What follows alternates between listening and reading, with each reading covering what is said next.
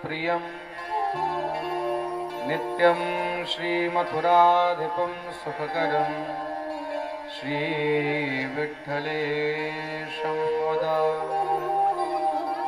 बोलिए गिरिराज महाराज की जय।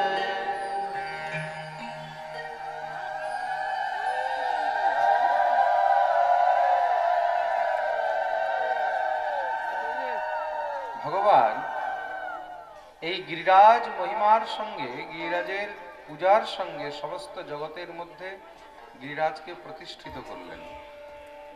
কেউ যদি জানতো না যে গিরিরাজ কি, তারাও আজকে জেনে গেলেন যে গিরিরাজ কি।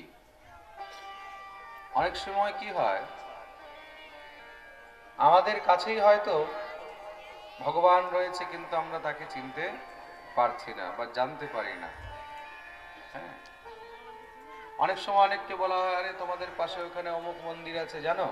দেখা গেল যার সেখানে জন্ম হয়েছে সেই জানে না যে আমাদের কাছে এত পুরানো, এত প্রাচীন, এত কোনো মন্দির রয়েছে। কদাচিৎ এগুলো যখন ভগবানের ইচ্ছা হয় তখনই প্রকাশিত হয়। প্রকাশিত কোপি নবীন মার্গ। তা গিরিরাজ কি? আসলে গিরিরাজ হলো ভগবানেরই দ্বিতীয় স্বরূপ। কৃষ্ণস্য অন্যতমম রূপম গোপ বিশ্রম্ভণম মহৎ শৈলোস্মিতি তদা ব্রুবন হরিমাদব বৃহৎ বপুঃ। কৃষ্ণস্য অন্যতমম রূপম, ভগবানের পর্বত রূপ হলো গিরিরাজ। সাক্ষাৎ ভগবান শ্রী হরির পর্বত রূপ মানে পাহাড় রূপ হলো গিরিরাজ। আমাদের ব্রজের মধ্যে ত্রিদেব পর্বত রূপে বিরাজিত রয়েছেন। খুব মন দিয়ে শুনবে কিন্তু। ত্রিদেব মানে ব্রহ্মা, বিষ্ণু আর মহেশ্বর। এই তিন দেব আমাদের ব্রজের মধ্যে পর্বত রূপে রয়েছেন, পাহাড়ের রূপে। মহাদেব রয়েছেন নন্দী পর্বত রূপে। খুব মন দিয়ে শুনবেন। কি নাম বললাম? নন্দী পর্বত।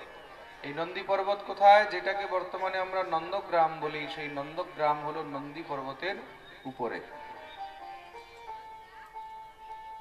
আর দ্বিতীয় হলো ব্রহ্মার স্বরূপ। সেই ব্রহ্মার স্বরূপ হলো ব্রহ্মগিরি পর্বত। এই ব্রহ্মগিরি পর্বত কোনটা? যেই পর্বতের উপরে বর্ষানা রয়েছে, বর্ষানা গ্রাম, সেটাই হলো ব্রহ্মগিরি পর্বত, বা সেটাকে ব্রহ্মাচল পর্বত বলা হয়। এটা ব্রহ্মার স্বরূপ। আর তৃতীয় ভগবান শ্রী হরির স্বরূপ, বিষ্ণুর স্বরূপ হলো শ্রী গিরিরাজ গোবর্ধন। বলিয়ে गिरिराज महाराज की जय।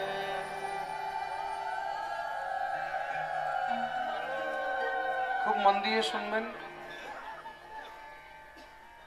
এই কলিযুগের মধ্যে যদি প্রত্যক্ষ কোনো দেবতা রয়েছে তাহলে সেটা হলো গিরিরাজ মহারাজ। যতদিন পর্যন্ত এই পৃথিবীতে গঙ্গা আর গিরিরাজ রয়েছে ততদিন পর্যন্ত কলির পূর্ণ প্রভাব হবে না। খুব মন দিয়ে শুনবেন কিন্তু। যতদিন পর্যন্ত এই পৃথিবীর মধ্যে গঙ্গা আর গিরিরাজ রয়েছে ততদিন পর্যন্ত কলির পূর্ণ প্রভাব কখনো হতে পারে না। তার জন্য কি হবে? যখন ঘোরতর কলিযুগ চলে আসবে তখন এই দুটি লুপ্ত হয়ে যাবে। তখন গিরিরাজও থাকবে না, গঙ্গাও থাকবে না। আস্তে আস্তে গঙ্গাও শুকিয়ে যাবে আর গিরিরাজ মাটির নিচে চলে যাবে। যখনই বৃন্দাবনে যাবে, ব্রজে যাবে, গিরিরাজ দর্শন অবশ্যই করবে, গিরিরাজ পরিক্রমা করবে, আর গিরিরাজ শিলার স্পর্শ করবে। সেই শিলার স্পর্শ করলেও বলছে সমস্ত পাপ নাশ হয়ে যায়। এই প্রকার গিরিরাজ মহিমার খুব সুন্দর বর্ণন করলেন। এদিকে কি হয়েছে?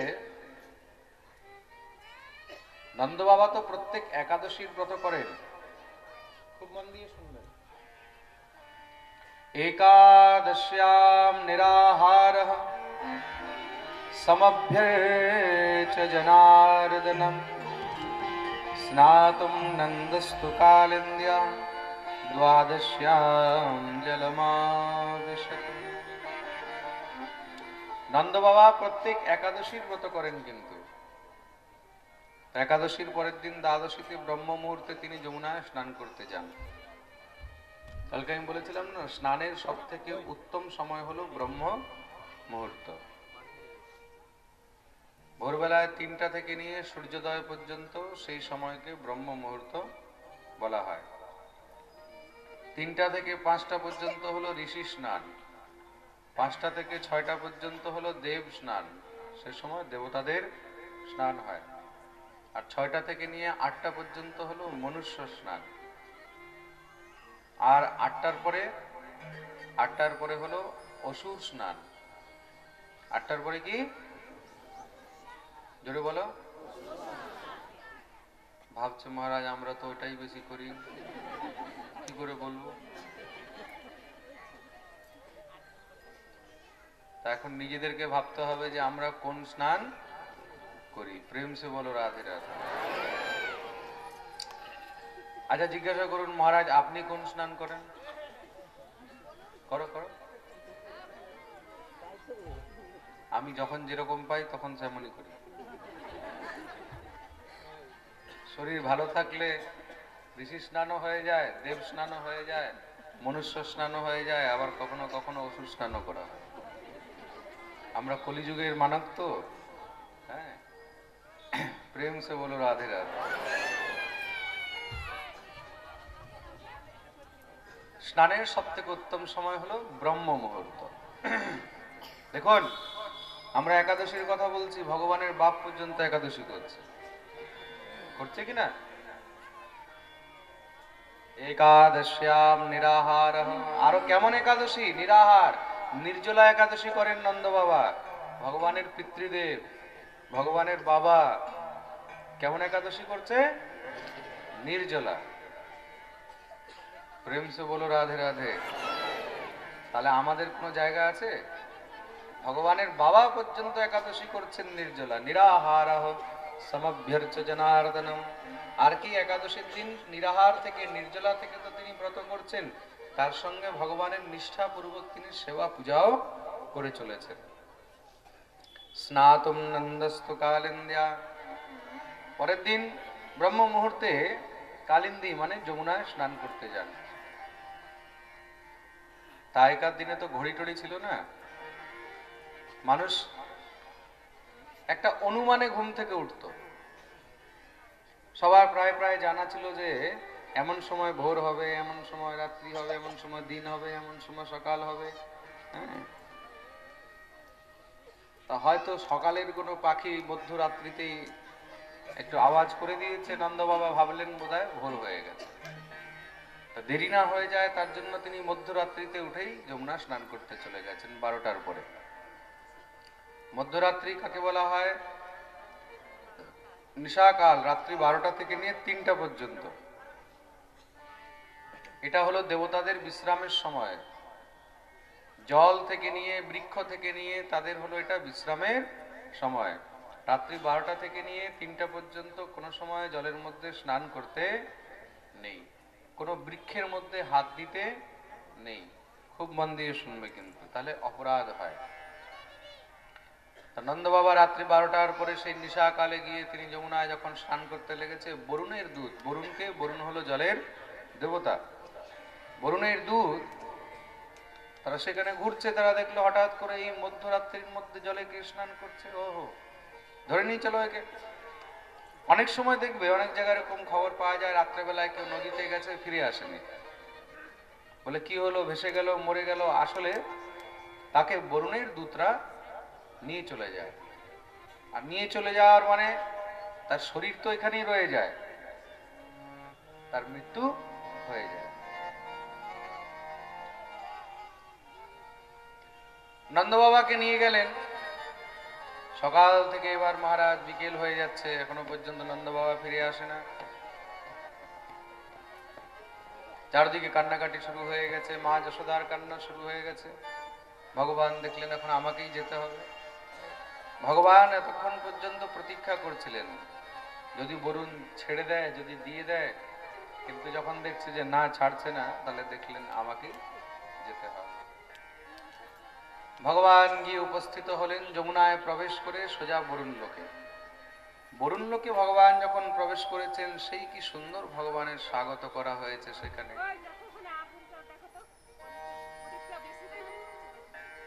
প্রদীপটা বেশি জ্বলছে বলছে।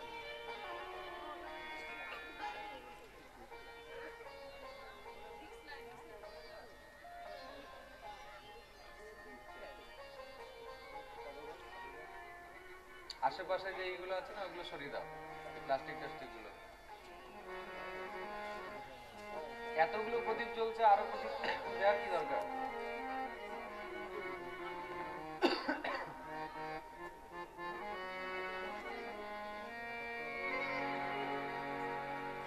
प्रेम से बोलो राधे राधे।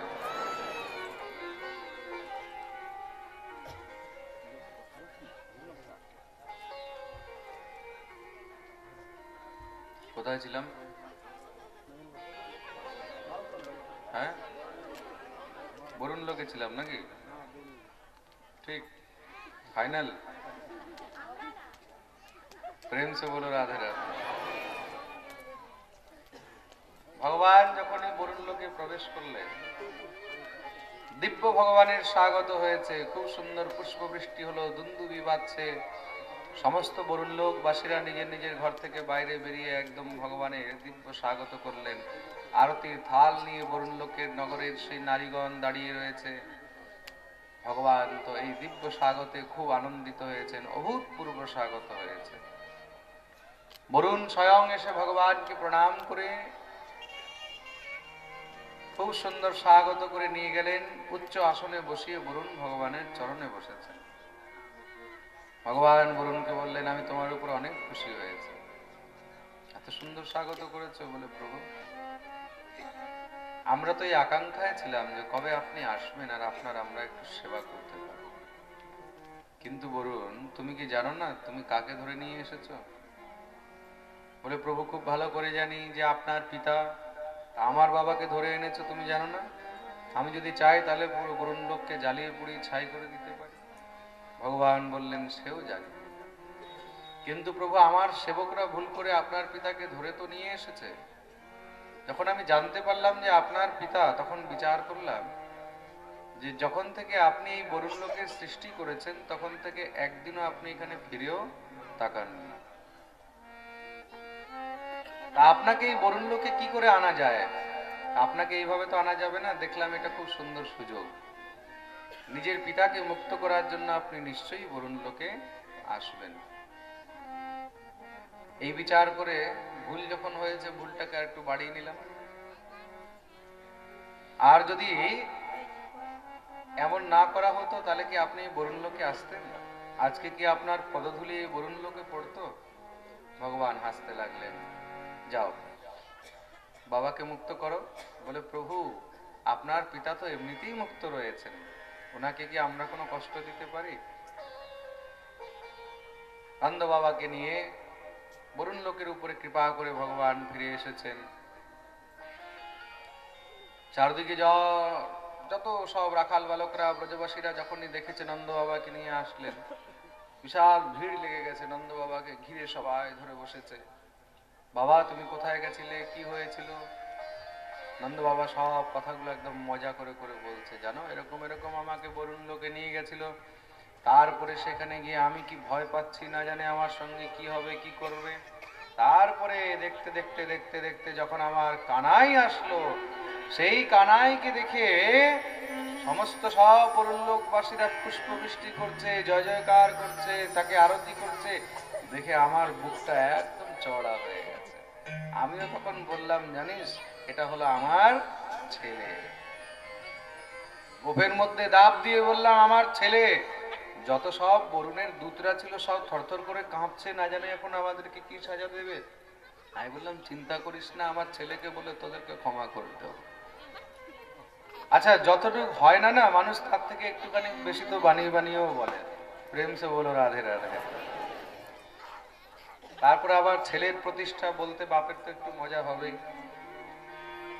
তা সবাই বলছে, আচ্ছা বাবা সত্যি করে বলতো, কৃষ্ণ তোরই ছেলে না কোথা থেকে নিয়ে এসছিস? বলে, না ছেলে তো আমারই, কিন্তু কৃষ্ণের মধ্যে এত বল এত গুণ কোথার থেকে হলো? বলে জানো, গর্গাচার্য মুনি যখন নামকরণ করতে এসেছিলেন তখন তিনি বলেছিলেন নারায়ণ সম গুণৈ, তোমার এই পুত্রের মধ্যে নারায়ণের সমান গুণ হবে। রাখাল বালকরা সব দৌড়ে গিয়ে কানাইকে ধরেছে। লালা, ও কানাইয়া, হ্যাঁ ভাইয়া কা ভেও, আচ্ছা শুনেছি তুই নাকি নারায়ণ, তুই নাকি ভগবান। ভগবান বলছে মাথা খারাপ হয়ে গেছে নাকি, আমি আবার কোথার থেকে ভগবান হলাম, আমি তো তোমাদের বন্ধু, আমি তোমাদের সখা। বলে না না, আমরা শুনেছি তুই ভগবান, তুই সাক্ষাৎ নারায়ণ। ভগবান বলছে যে বলে সে পাগল। বলে না, গর্গাচার্য মুনি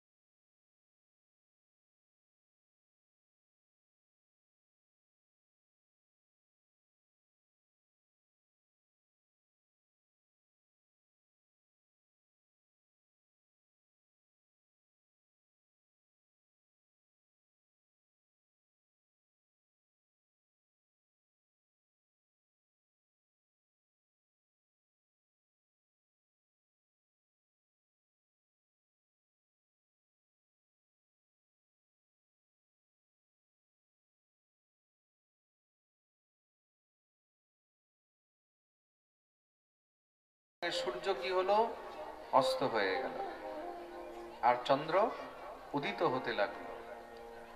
তদোড়ুরাজঃ ককুভঃ করের মুখম প্রাচ্যা বিলিম্পন অরুণেনুষ্ণতমে সচর্ষণীনামুদগাৎ শুচো মৃজন প্রিয়ঃ প্রিয়ায়া ইব দীর্ঘদর্শন। তদৌড়ুরাজঃ ককুভঃ করের মুখম। রাত শুরু হয়েছে কখন থেকে? সন্ধ্যাবেলা থেকে। কখন থেকে? সন্ধ্যা থেকে, মানে সূর্য অস্ত হয়েছে।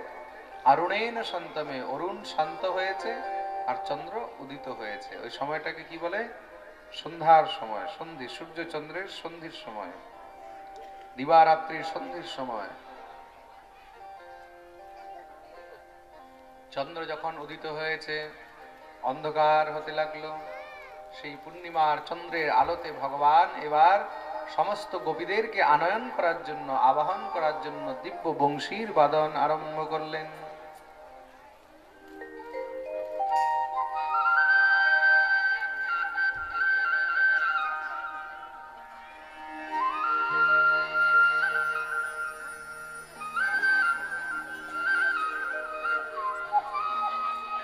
निशम्य गीतं तदनङ्गवर्धनं ब्रजस्त्रिय कृष्णगृहीतमानसा आजग्मुरन्योन्यमलक्षितोद्यमाः स यत्र कान्तो जवलोलकुण्डला। निशम्य गीतं तदनङ्गवर्धनं। ভগবান এমন বংশীর বাদন করলেন যে সমস্ত গোপীদের কানের মধ্যে যখনই বংশীর ধ্বনি পড়েছে, সঙ্গে সঙ্গে তারা পাগলের মতন দৌড়াতে লেগেছে। কেন? আজকে শ্যাম আমাদেরকে ডেকেছে। যেই গোপী যেই কাজে ব্যস্ত ছিল, সে সেখানেই সেই কাজ পরিত্যাগ করে দৌড়াতে লেগেছে। দুহন্ত্যোভিয়ো কাশ্চিদ দোহম হিত্বা সমুৎসকাঃ পয়োধিশ্রুত্য সংয়াব মনুদ্বাস্যা পরায়য়োঃ। দুহন্ত্যোভিয়ো কাশ্চিদ দোহম হিত্বা সমুৎসকাঃ। কোন গোপী গরুর দুগ্ধ দহন করছিল, দুধ দোয়াচ্ছিল। যখনই বংশীর ধ্বনি কানে পড়েছে, সঙ্গে সঙ্গে দৌড়াতে লেগেছে। কেউ শ্বশুর শাশুড়ির সেবা করছিল, কেউ পুত্রের সেবা করছিল, কেউ সন্তানকে দুগ্ধ পান করাচ্ছিল। পায়য়ন্তঃ শিশুন পয়ঃ। যখনই বংশীর ধ্বনি কানের মধ্যে পড়েছে, সঙ্গে সঙ্গে দৌড়াতে লেগেছে, সব ছেড়ে দিয়ে। লিম্পন্ত্যঃ প্রমৃজন্তোন্যা অঞ্জন্ত্যঃ কাশ্চলোচনে ব্যত্যস্ত্রাবস্ত্রাভরণা কাশ্চিৎ কৃষ্ণান্তকম ইয়ুঃ। কোন গোপী শৃঙ্গার করছিল, শৃঙ্গার করতে করতে ঠোঁটের লালি গালের মধ্যে মেখে দৌড়াতে লেগে গেছে। কেউ চোখের কাজল ঠোঁটের মধ্যে মেখে দৌড়াতে লেগে গেছে। কাপড়ও পরেছে তো উল্টো পাল্টা পরেই দৌড়াচ্ছে। কেন? তাদের একমাত্র নির্দিষ্ট লক্ষ্য হলো কৃষ্ণ দর্শন লালসা, শুধু গোবিন্দকে পাওয়া, শুধু গোবিন্দকে দেখা, তার কাছেই যেতে হবে। গোপীগণ কৃষ্ণ প্রেমে এমন মত্ত হয়ে গেছে যে ঘর পরিবার সংসার স্ত্রী পুত্র থেকে নিয়ে, মহারাজ স্বামী থেকে নিয়ে কিছু চোখের সামনে দেখতেই পাচ্ছে না। বাস্তবে প্রেমের প্রেমাস্পদই হলো এটা, যখন নিজের মধ্যে আর প্রেমীর মধ্যে অন্য কাউকে দেখাই যাবে না। আর সেই প্রেমী কে হতে পারে? সেই প্রেমী একমাত্র আমাদের ভগবান শ্রী হরি হতে পারেন। খুব মন দিয়ে শুনবে কিন্তু। সাংসারিক জীবের জন্য কোনো প্রেম করে লাভ নেই। সংসারের মানুষের সঙ্গে কখনো প্রেম হয় না।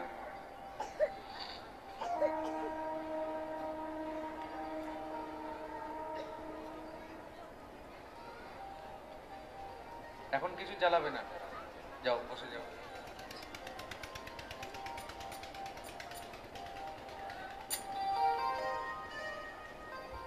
খুব মন দিয়ে শুনবে, সংসারের মানুষের সঙ্গে কিন্তু কখনো প্রেম হয় না। যাবতীয় জগতের মানুষের সঙ্গে কি হয়? এটা হলো কাম। কি হয়? কাম। আত্মেন্দ্রিয় কৃতিবাঞ্ছা তারে কহে কাম। খুব মন দিয়ে শুনবে। নিজের ইন্দ্রিয়কে তৃপ্ত করার জন্য যখন আমরা কারোর প্রতি আকর্ষিত হই তখন সেটা প্রেম নয়, সেটা হলো কাম। যতক্ষণ পর্যন্ত ইন্দ্রিয় তৃপ্ত হচ্ছে না ততক্ষণ পর্যন্ত তার প্রতি আকর্ষণ রয়েছে। যখন ইন্দ্রিয় তৃপ্ত হয়ে যাবে তখন আর আকর্ষণও থাকবে না। এটা হলো রূপের আকর্ষণ, এটা হলো ইন্দ্রিয়ের আকর্ষণ, এটা কিন্তু প্রেম নয়। প্রেম কি? প্রেম হলো শাশ্বত, নির্মল। তোমার যদি রূপও না থাকে, সৌন্দর্যতাও না থাকে, তাও তোমার প্রতি যখন সেই প্রেম থাকবে, সেটাই হলো বাস্তবে সত্য প্রেম। কিন্তু আমরা প্রেম কিভাবে করি? মানুষের চেহারা দেখে, মুখ দেখে, তাই তো? হ্যাঁ, তাই চেহারা যেদিন থাকবে না সেদিন তাহলে প্রেম থাকবে?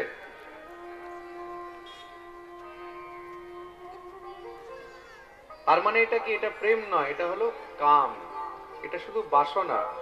খুব মন দিয়ে শুনবে।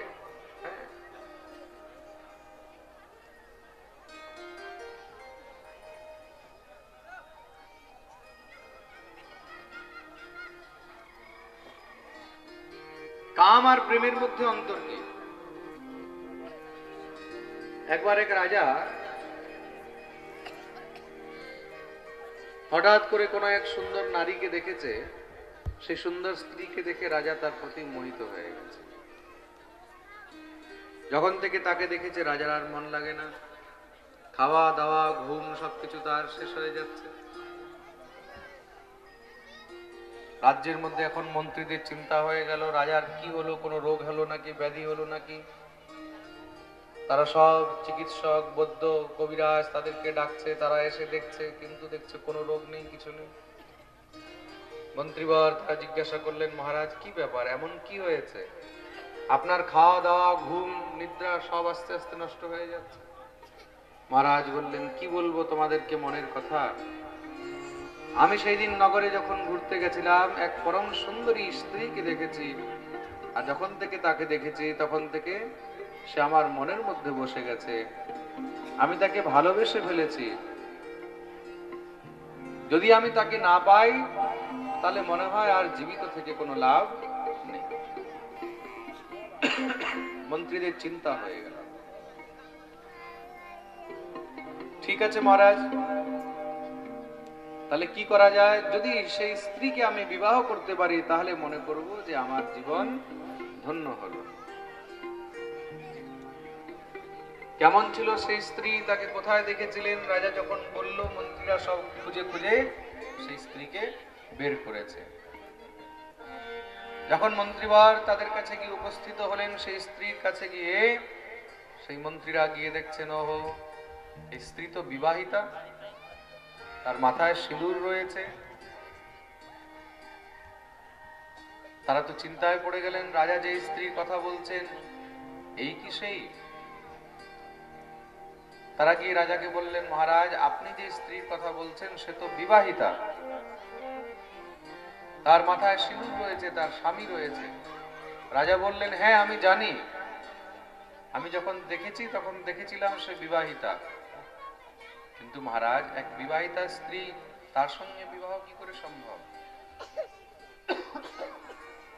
রাজা বলছেন, তার জন্যই তো আমি কিছু বলতে পারছি না মনের কথা, কিন্তু তার প্রতি আমার প্রেম হয়ে গেছে, আমি যে তাকে ছাড়া থাকতে পারবো না। সাংসারিক প্রেম যখন তখন যার তার সাথেই হয়ে যায়।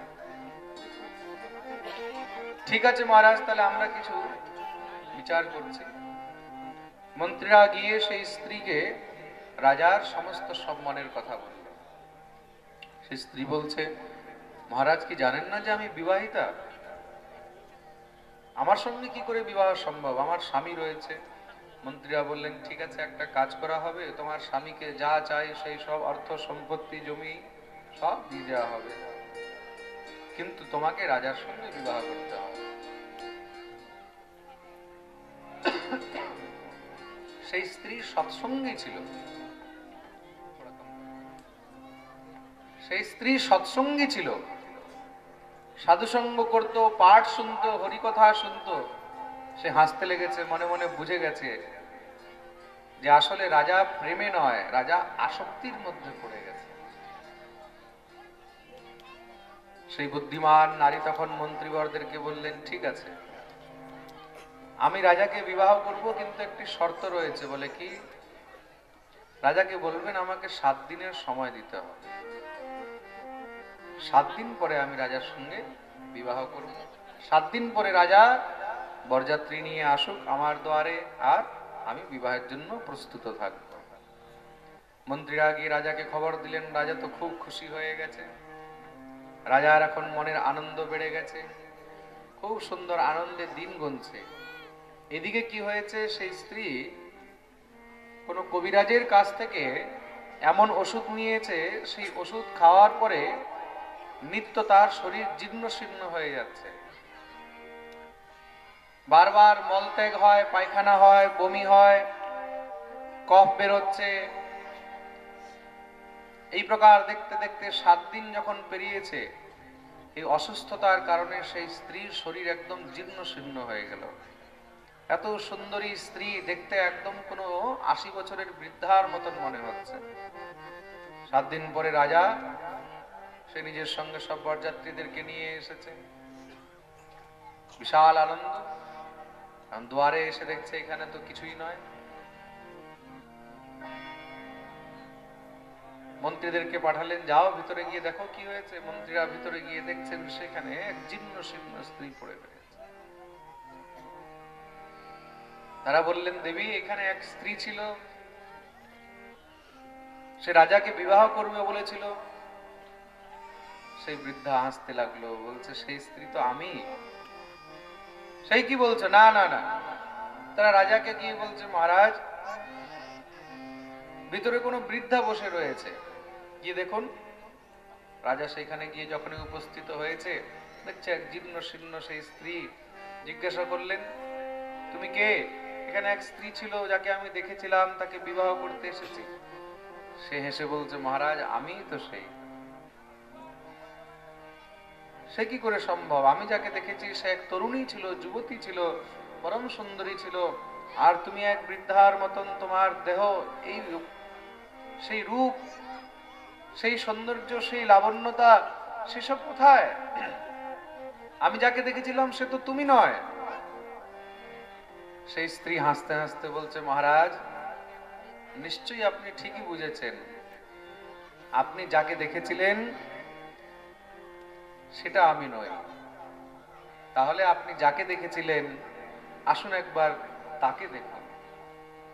সেই স্ত্রী নিত্য যে মল ত্যাগ করত, পায়খানা, কফ, বমি, সেগুলোকে আলাদা আলাদা হাড়ির মধ্যে ভরে রেখেছিল।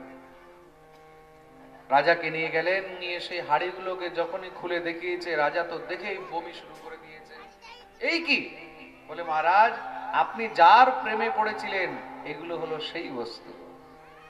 যতদিন পর্যন্ত এই মল মূত্র, এই কফ, বমি, এসব আমার ভিতরে ছিল, ততদিন পর্যন্ত আপনি আমার প্রতি আকৃষ্ট ছিলেন। এগুলো বেরিয়ে গেল, এখন আর আমাকে দেখে আপনার প্রেম জাগ্রত হচ্ছে না। রাজার বৈরাগ্য হয়ে গেল। কেন? আসলে সেটা রাজার আসক্তি ছিল, সেটা প্রেম ছিল না। কি ছিল?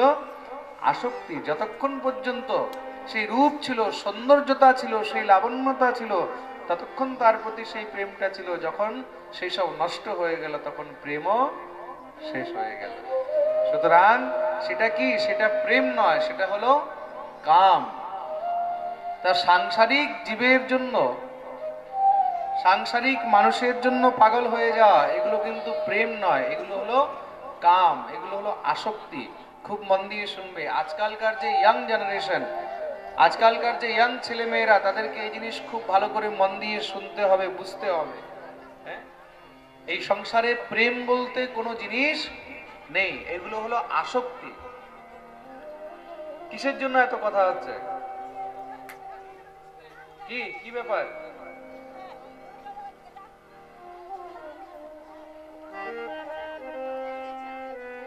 এখনো কথা বলেই চলে যাচ্ছে, কন্টিনিউ, দেখেছো?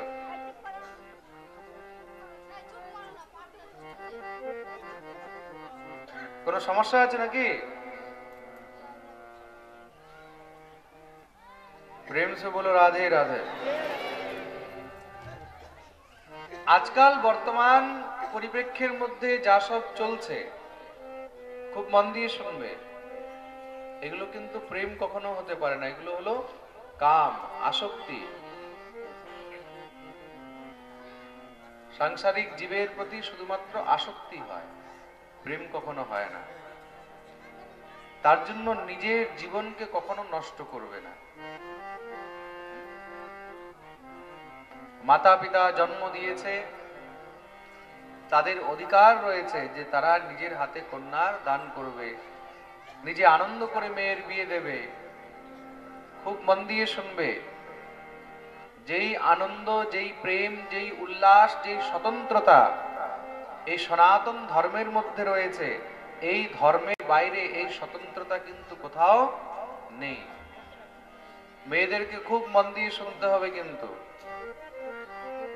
একমাত্র পুরো পৃথিবীর মধ্যে হিন্দু ধর্ম, হিন্দু সংস্কৃতি এমন সংস্কৃতি যেখানে নারীদের পূজা করা হয়। আর কোন ধর্মে মেয়েদের পুজো করা হয়? হয় কি? আছে কোন ধর্মে? একমাত্র হিন্দু ধর্মই এমন যেখানে স্ত্রীর সম্মান হয়, যেখানে শাস্ত্রে পর্যন্ত লেখা রয়েছে যত্র নারীস্তু পূজ্যন্তে রমন্তে তত্র দেবতা। যেখানে নারীর সম্মান হয়, যেখানে নারীর পূজা হয়, সেখানে দেবতারা বাস করে। আমাদের এখানে কন্যাকে পূজা করা হয়, তাই তো কুমারী পূজা বলা হয় কিনা? আমাদের এই ভারতীয় সভ্যতা, ভারতীয় সংস্কৃতি এমন সংস্কৃতি যেখানে দেবীর পূজা হয়। দেবী মানে স্ত্রী, মানে শক্তির পূজা হয়। ভগবানের পূজাও একদিন হয়, কিন্তু শক্তির পূজা 9 দিন হয়। কতদিন হয়? 9 দিন, যেটাকে আমরা নবরাত্রি বলে থাকি। আরো নবরাত্রি একবার নয়, কয়বার হয় বছরে? 2 বার হয়। তার মানে হিন্দু ধর্ম অবলম্বী শক্তির কত বড় উপাসক। স্ত্রীকে যদি সংসারে কেউ সম্মান দিতে জানে, তার নাম হলো হিন্দু। এখানে মেয়েদের পা ধোয়া হয়, ধোয়া হয় কিনা? মেয়েদের পূজা করা হয়। অন্য কোন ধর্মে মেয়েদেরকে শুধু ভোগের বস্তু মনে করা হয়। আপনারা শুনবেন অন্য ধর্ম অবলম্বীদের, অন্য ধর্মাচার্যদের, অন্য অন্য ধর্মের মধ্যে স্ত্রীদেরকে নিয়ে, মেয়েদেরকে নিয়ে তাদের বক্তব্য, তাদের তর্ক যখন আপনারা শুনবেন, মাথা খারাপ হয়ে যাবে। তারা স্ত্রীকে শুধুমাত্র একটা ভোগের বস্তু মনে করে, তারা স্ত্রী জাতিকে শুধুমাত্র একটা খেলনা মনে করে, শুধুমাত্র বাচ্চা জন্ম দেওয়ার মেশিন মনে করে। তার থেকে উপরে তাদের ধর্মে স্ত্রী জাতির জন্য কোনো সম্মান নেই, একদম স্পষ্ট। এই সংসারে যদি নারীর কোথাও সম্মান রয়েছে, এই সংসারে যদি নারীর জন্য কোথাও আদর রয়েছে, নারীর জন্য কোথাও যদি স্বতন্ত্রতা রয়েছে, সেটার নাম হলো একমাত্র হিন্দু ধর্ম। তার জন্য বিশ্বের সব থেকে শ্রেষ্ঠ ধর্ম হলো হিন্দু ধর্ম।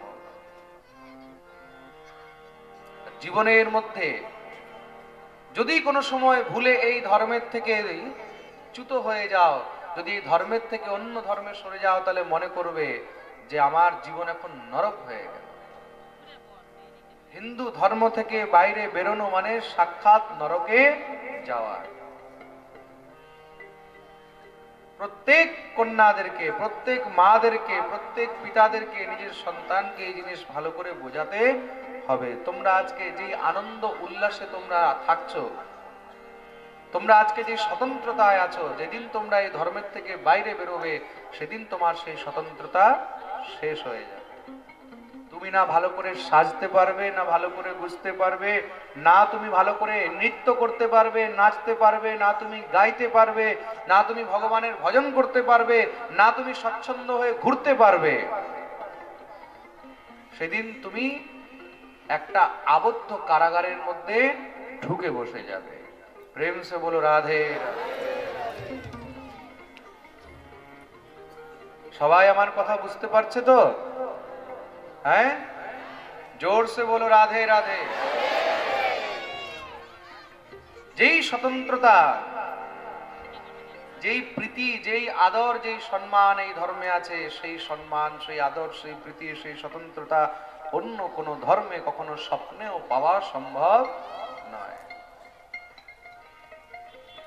তার জন্য গর্ব করবে যে আমি হিন্দু ধর্মে জন্মগ্রহণ করেছি, আমি হিন্দু ধর্মের কন্যা, আমি হিন্দু ধর্ম অবলম্বীর একটি মেয়ে। আর এই হিন্দু ধর্মকেই আমাকে আগে নিয়ে চলতে হবে, এই ধর্মকেই সমস্ত সংসারে আমাকে প্রচার করতে হবে, প্রতিষ্ঠিত করতে হবে, নিজের সন্তানকে উপদেশ দিতে হবে, আর নিজেকেও সেটা পালন করতে হবে। প্রেম সে বলো রাধে রাধে। अरे बोलो ना, और जोर से, और जोर से, और जोर से। पीछे वाले दोनों हाथ ऊपर करके जय जय श्री राधे।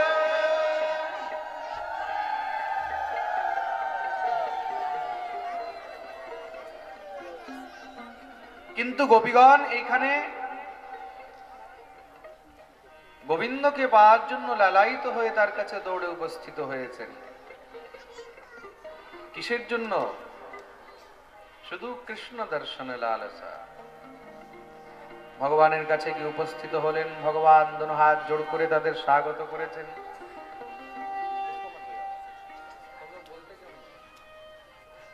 স্বাগতম वो महाभागाः प्रियं किं करवाणिवः ब्रजस्यानामयं क्वचिद् भूतागमनकारणम्।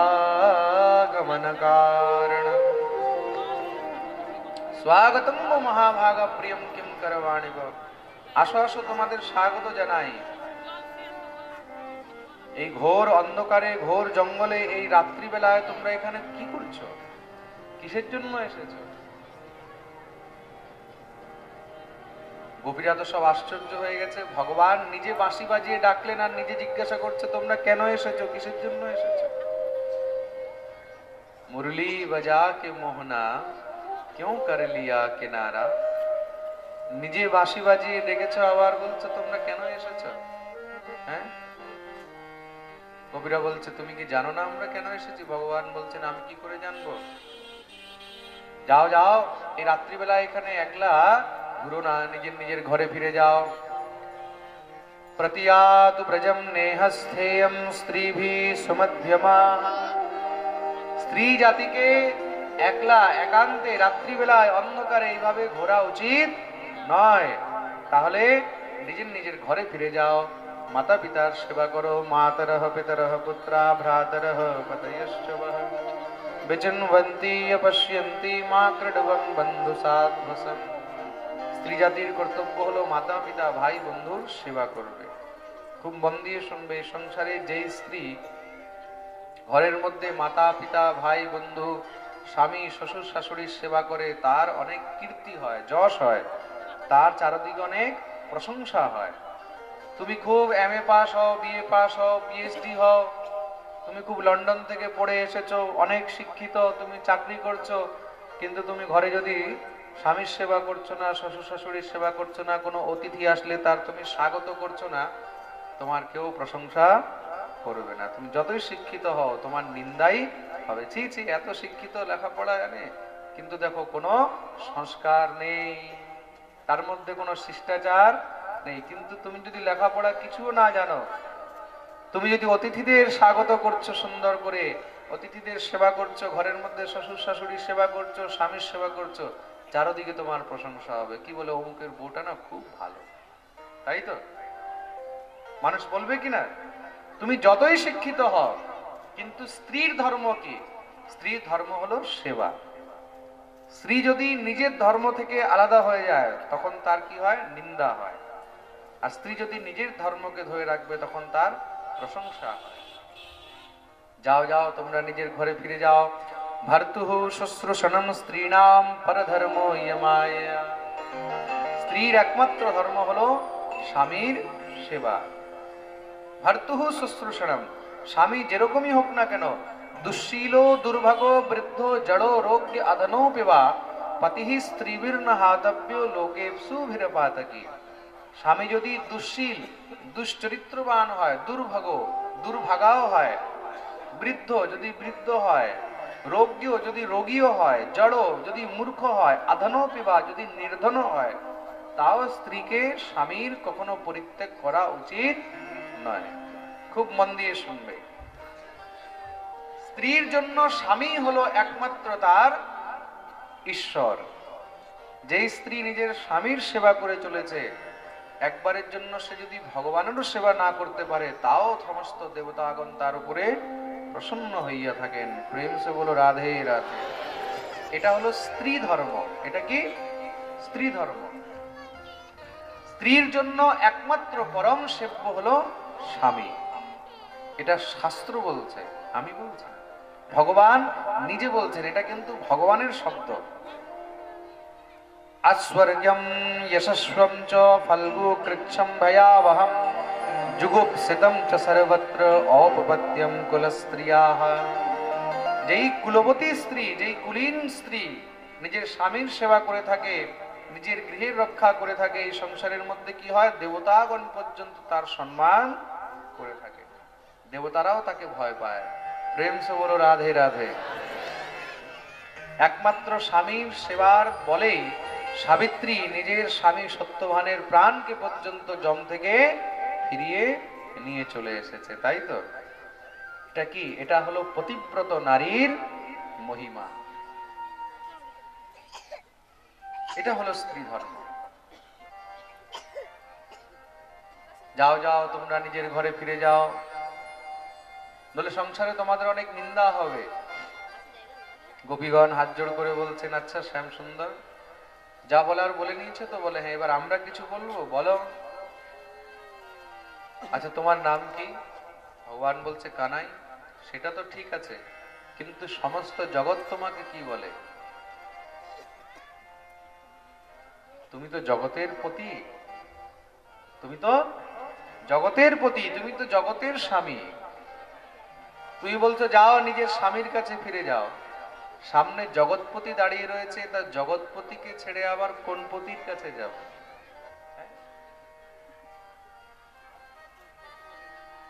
সূর্য উদিত হয়ে রয়েছে, সূর্যের আলো ছড়িয়ে রয়েছে, আর কেউ যদি বলে প্রদীপ নিয়ে বসো, তাহলে কি হবে? তার কোনো মানে হবে? তাই জগতের স্বামী কি বলছে? এ তো সব মাটির পুতুল, আজ আছে কাল নেই। কিন্তু হে শ্যাম, তুমি তো হলে জগৎপতি, সামনে জগৎপতিকে ছেড়ে আমরা কার কাছে যাব? তোমাদের তো নিন্দা হবে। বলছে নিন্দা হোক, যদি গোবিন্দের নামের সঙ্গে নাম জড়িত হয়ে নিন্দাও হয়, তার মধ্যেও সম্মান রয়েছে। আচ্ছা কেউ যদি বলে অমুক মেয়েটা, অমুক ছেলেটা মেয়ে পাগল, ছেলে পাগল, তাহলে শুনতে কেমন লাগবে? ভালো লাগবে। কিন্তু কেউ যদি বলে অমুক মেয়েটা না খুব ঠাকুর পাগল, অমুক ছেলেটা না খুব ঠাকুর পাগল, তখন শুনতে কেমন লাগে? খারাপ লাগবে কি?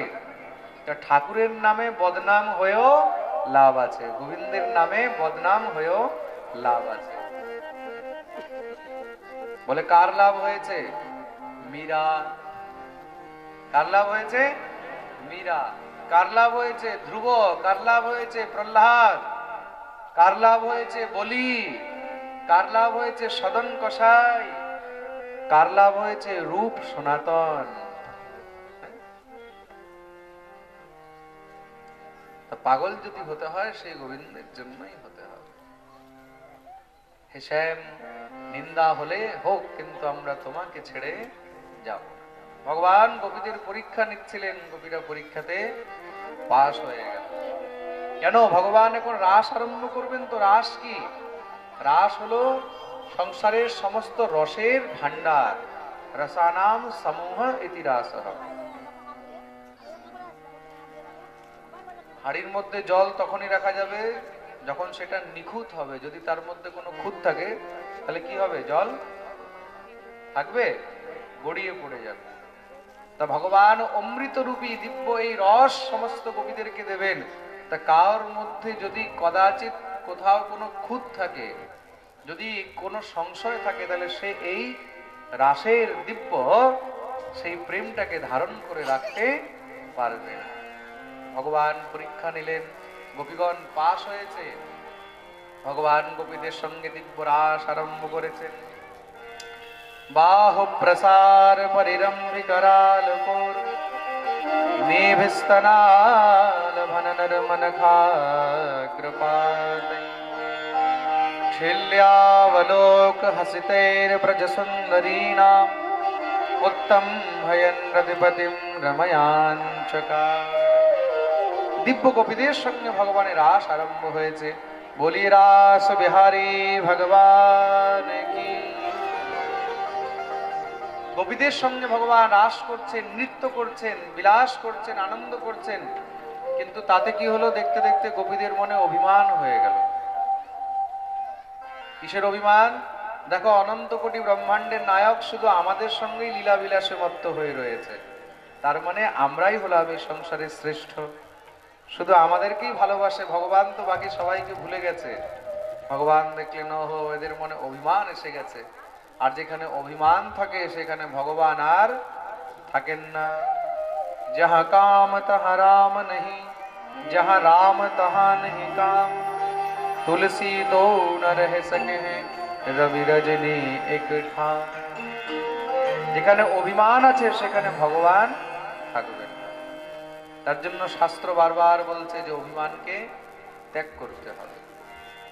ভগবান কি করলেন? অন্তর্ধান হয়ে গেলেন। অন্তর্হিতে ভগবতী সহসৈব ব্রজাঙ্গনা। ভগবান যখনই অন্তর্ধান হয়েছে, গোপীরা নিজের মধ্যে আর গোবিন্দকে না পেয়ে কাঁদতে লেগে গেছে। একজন আরেকজনকে জিজ্ঞাসা করছে, সখী তুই কি শ্যামকে দেখেছিস? তুই কি দেখেছিস? তুই কি দেখেছিস? পরস্পর একজন আরেকজনকে জিজ্ঞাসা করছেন। যখন আর কোথাও গোবিন্দকে পাচ্ছে না, তখন গাছ লতা তরু সেই সমস্ত তাদেরকে জিজ্ঞাসা করছে, ময়ূরকে জিজ্ঞাসা করছে, বাঁদরদেরকে জিজ্ঞাসা করছে, আরে তোমরা কি কোথাও দেখেছো? খুঁজতে খুঁজতে খুঁজতে খুঁজতে গিয়ে হঠাৎ করে দেখছেন সেবাকুঞ্জের মধ্যে দুটি চরণ চিহ্ন দেখা গেছে, একটি স্ত্রী একটি পুরুষের। কার চরণ চিহ্ন? ভালো করে দেখলেন, ওহো, এ তো শ্যাম সুন্দরের চরণ চিহ্ন। আর সঙ্গে নিশ্চয়ই কোনো গোপী রয়েছে। সেই গোপীকে নিশ্চয়ই সে পরম ভাগ্যবান হবে। গোবিন্দ আমাদেরকে ছেড়ে যাকে নিজের সঙ্গে করে নিয়ে গেছেন সে কে? অনয়ারাধিত নূনম ভগবান হরিশ্বরঃ यन्नो विहाय गोविंद प्रीतो यामनयद्रः। সে কে হতে পারে? একমাত্র সেই গোপী, শুধু গোবিন্দের আরাধিকা শ্রী রাধারানী হতে পারে। ভগবান সবাইকে ছাড়তে পারে, কিন্তু রাধারানীকে ছাড়তে পারেন না। কিন্তু কতক্ষণ? গোপীরা সেই চরণ চিহ্ন দেখতে দেখতে এগিয়ে গিয়ে সেখানে দেখছেন রাধারানী বসে কাঁদছে। সবাই ঘিরে বসে গেল। হে প্রিয়াজি, শ্যামসুন্দর আমাদেরকে ছেড়ে এসেছিলেন, কিন্তু তোমাকে তো সঙ্গে নিয়ে আসলেন, তুমিও কাঁদছো, কি ব্যাপার? শ্যাম গেল কোথায়? শ্রী রাধারানী বলছেন আমাকেও ছেড়ে দিয়ে চলে গেছে। কেন জানো তোমাদেরকে কেন ছেড়ে গেছে? কেন কি তোমাদের মনে অভিমান হয়ে গেছে? আমাকে যখন নিয়ে চলছে আমারও মনে অভিমান হয়ে গেল। দেখো, শ্যাম সবাইকে ছাড়তে পারে, কিন্তু আমাকে ছাড়তে পারে না। আমি অভিমানের বশে শ্যামকে বললাম, শ্যাম আমি আর চলতে পারছি না। ন পারয়ে হম চলিতুম নয়মাম যত্র তে মনঃ। আমাকে একটু কোলে করে নিয়ে চলো, বা আমাকে একটু ঘাড়ে চাপিয়ে নিয়ে চলো। শ্যাম বলল, আচ্ছা আচ্ছা ঠিক আছে, একটা কাজ করো, তুমি আমার পিঠে চেপে যাও। এব মুক্তঃ প্রিয়া মাহ স্কন্দ আরুহ্যতামিতি। আমি যখনই গোবিন্দের পিঠে উঠতে গেছি সঙ্গে সঙ্গে সে অন্তর্ধান হয়ে গেল, সে আমাকেও ছেড়ে চলে গেল। আমি বুঝে গেলাম যে আমার মনে অভিমান এসে গেছে, তাই শ্যাম আমাকে ছেড়ে চলে গেছে। তাহলে হে রাধারানী, শ্যামকে আমরা পাবো কি করে? শুনেছি যেখানে যেখানে তার কীর্তন হয়, গুণগান হয়, সে সেখানে দৌড়ে চলে আসে। চলো আমরা সবাই নিজের মান অভিমানকে তিলাঞ্জলি দিয়ে যমুনার তটে বসে সেই গোবিন্দের গুণগান গাই। সমস্ত সব গোপীদেরকে নিয়ে যমুনা কুলিনে বসে ভগবতী শ্রী রাধারানী দিব্য গোবিন্দের গুণগান আরম্ভ করলেন। সমস্ত গোপীগণ মিলে ঠাকুরের গুণগান গাইছে, যাকে গোপী গীত বলা হয়েছে। আসুন আমরা সবাই মিলে গোপী গীতের কিছু লাইন শ্রবণ করব। গোপী গীতের লাইন শ্রবণ করব। যারা যারা কালকে পুস্তক নিয়েছিল, বই নিয়েছিল, এটার মধ্যে গোপী গীতও আছে, তারা সঙ্গে যদি নিয়ে এসেছে তাহলে গোপী গীত সঙ্গে সঙ্গে পাঠ করতে পারবে। আমি জানি কালকে আমি পরে শুনলাম নাকি অনেক ভক্তরা গ্রন্থ পায়নি, পাবে কি করে? 15-20টা গ্রন্থ ছিল, হাজার হাজার ভক্ত সম্ভব তো নয়। তার জন্য যারা যারা গ্রন্থ নেবে তারা কমিটির কাছে নিজের নাম নোট করিয়ে দেবে। খুব মন দিয়ে শুনবে, কমিটির কাছে তারা নাম নোট করিয়ে দেবে। কমিটির কাছে যতটা নাম নোট হবে তারা আমাকে যখন বলবে যে মহারাজজি এতগুলো গ্রন্থ আমাদের কাছে পাঠিয়ে দিন, 100টা হোক 200টা হোক। বসে যাও, তোমরা দাঁড়াও, বসো বসো, পাঠের মধ্যে না, যখন ভজন হবে তখন। যখন কমিটি আমাকে একটা লিস্ট দিয়ে দেবে যে মহারাজ 100 জন 200 বা 400 গ্রন্থ পাঠিয়ে দেন, তখন আমি পাঠিয়ে দেব। আপনারা কমিটির থেকে সেই গ্রন্থ পেয়ে যাবেন। আসুন সবাই মিলে গোপী গীতের গায়ন। জয়তি তেধিকম জন্মনা ব্রজ শ্রয়ত ইন্দিরা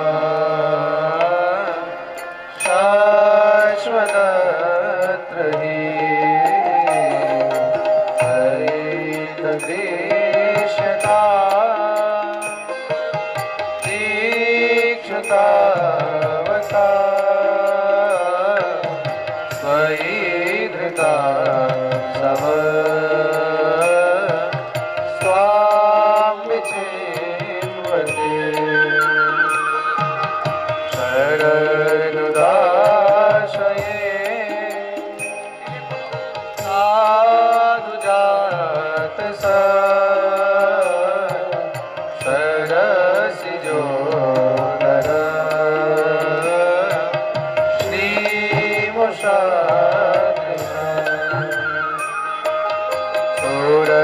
सूरतनाथ ते अशुल्कदासिका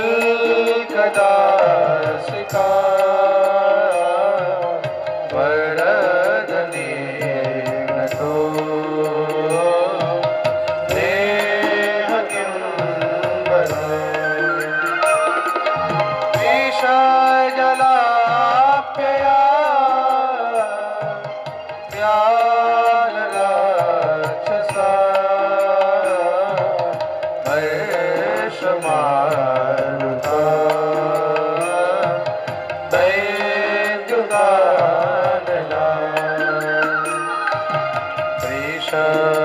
वृषमयात्मजा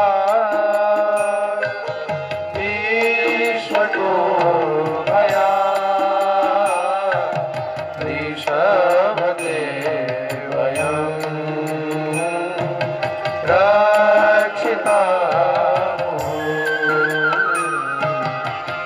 खलु गोपिका नन्दनो भवान् अखिल देना अन्तरात्मने देखन सार्थितो विश्वगोप्तये सखदेवा सात्वता कुले सखदेवा सात्वता कुले सखदेवा सात्वता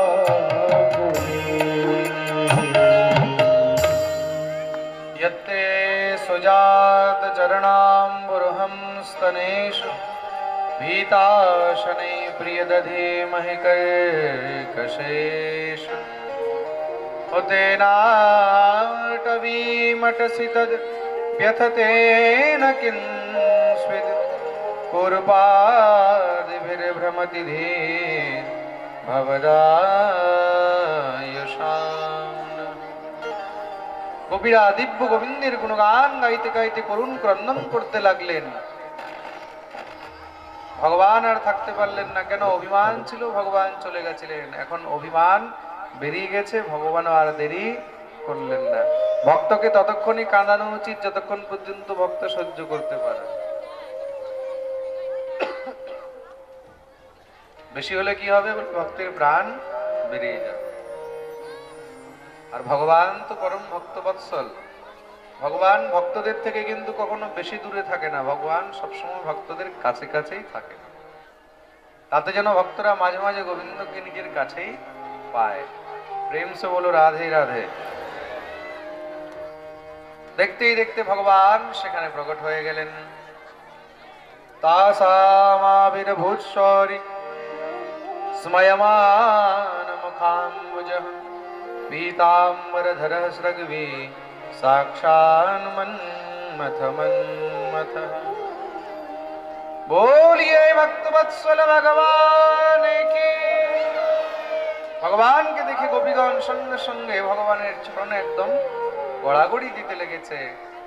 শ্যাম, একবার ছেড়ে গেছো, আর আমাদেরকে ছেড়ে যেও না। ভগবান বললেন, চিন্তা করো না, আর যাব না।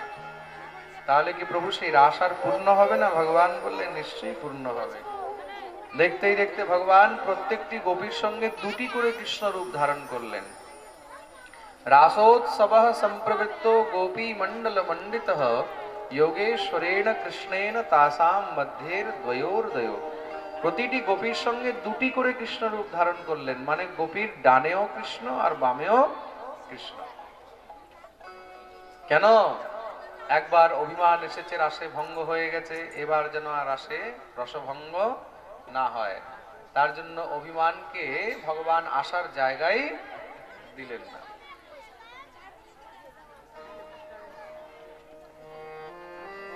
দিব্য রাস আরম্ভ হয়েছে। এই রাস দর্শন করার জন্য কৈলাস থেকে দেবাদিদেব মহাদেব এসেছেন। মহাদেব এসে উপস্থিত হয়েছেন, রাস দর্শন করবেন। সখীরা মানা করে দিয়েছে, ভিতরে ঢুকতে দিচ্ছে না। মহাদেব বলছে, সখী, অনেক দূর থেকে এসেছি, আমাকেও একটু রাস দর্শন করতে দাও। সখীরা বলছে, বাবা তুমি জানো না এই রাসের মধ্যে পুরুষের প্রবেশ নেই, তাহলে একমাত্র গোপীর প্রবেশ রয়েছে। তাহলে সখী, সেটা কি করে সম্ভব? তোমাকে গোপী ভাব অঙ্গীকার করতে হবে।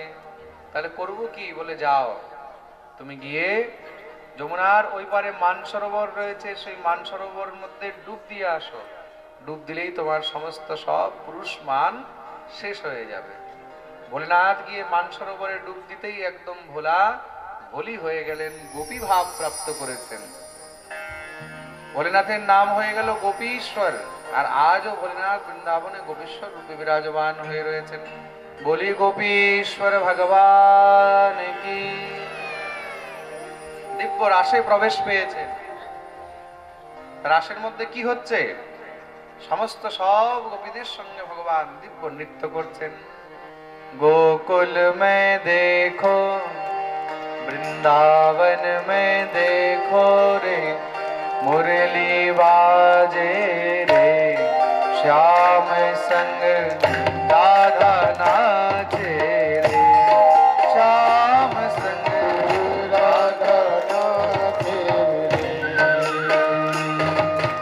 गोकुल में देखो, वृंदावन में देखो रे, मुरली बाजे रे, श्याम संग राधा नाचे रे, श्याम संग राधा नाचे रे।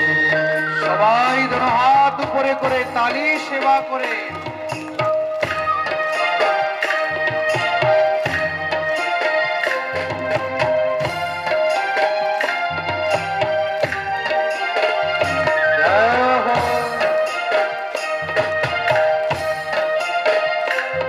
रास बिहारी भगवान की।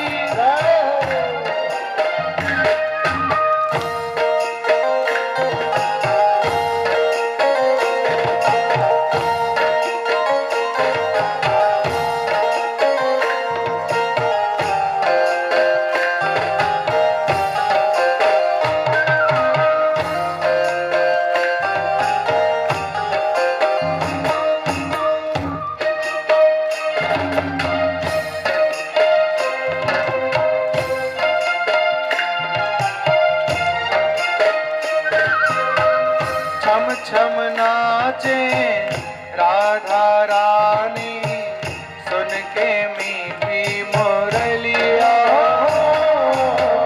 छम छम नाचे राधा रानी सुन के मीठी मुरलिया। श्याम छवि पर सब बलिहारी गोपी ग्वाल और गैया। श्याम छवि पे सब बलिहारी गोपी ग्वाल और गैया। सरर सरर चाले रे पवन पुर भैया रे मेघा साजे रे श्याम संग राधा नाचे रे श्याम संग राधा नाचे हरि राम जन देखो रे हरि देवाजे रे श्याम संग राधा नाचे रे।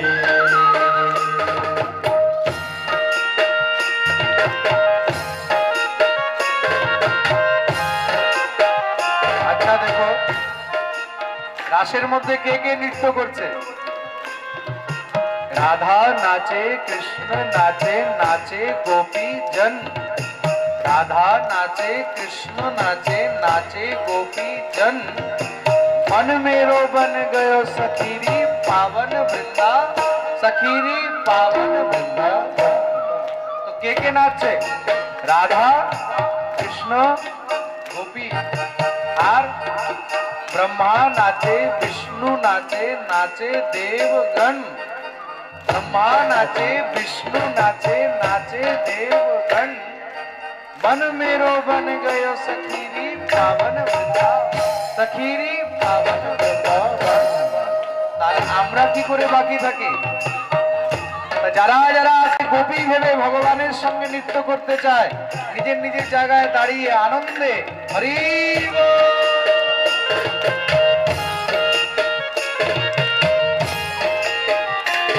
बोलिए रास बिहारी भगवान की।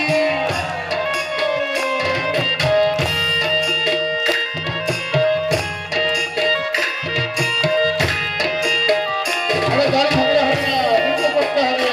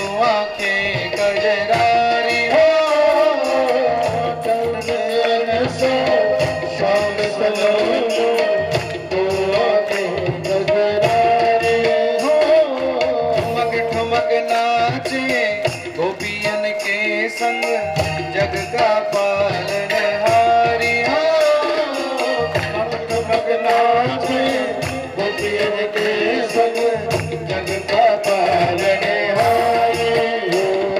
श्याम बिहारी संग राधा सुकुमारी भी संग में राजे रे।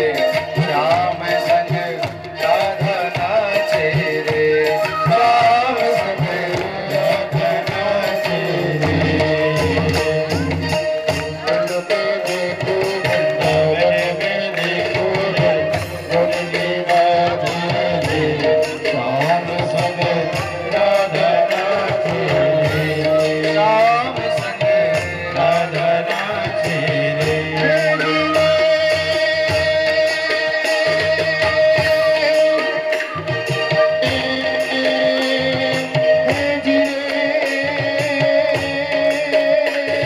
हरि बोल। ऐसा मेरा सुरतो भजमंडल यमुना तट तीन लोक रोपुर विष्णुधुनी छाई है। धुनी छाई है। धुनी छाई है। धुनी छाई है। ऐसे कैसनी सनी खोली सतमुख सनी श्याम शारद में कालिंदी कुल आई। कालिंदी कुल आई। कालिंदी कुल आई।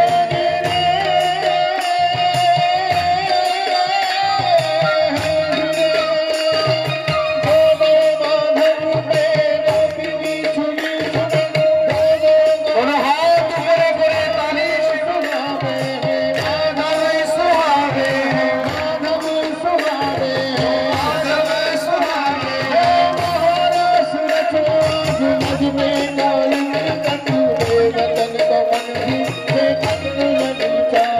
देखन दुलल चावे। देखन दुलल चावे।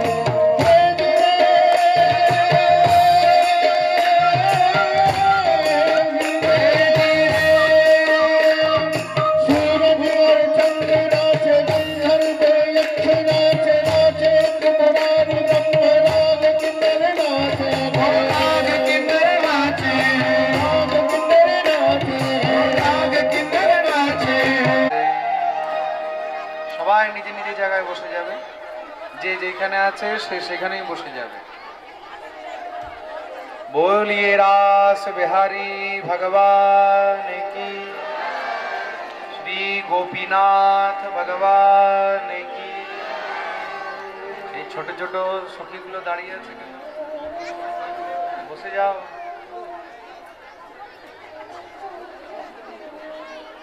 যাও বসে যাও।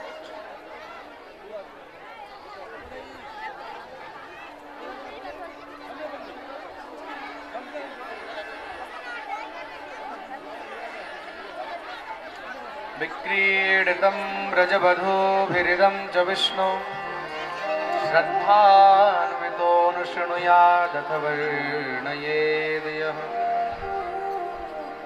भक्तिं परां भगवती प्रतिलभ्य काम हृदरोगमाश्वपहिनोत्यचिरेण धीरा।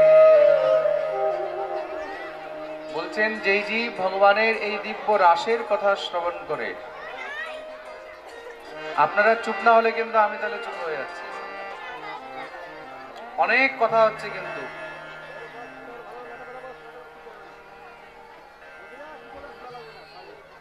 একদম শান্ত হয়ে যাবেন, তাহলে আমি পাঠ শুরু করব।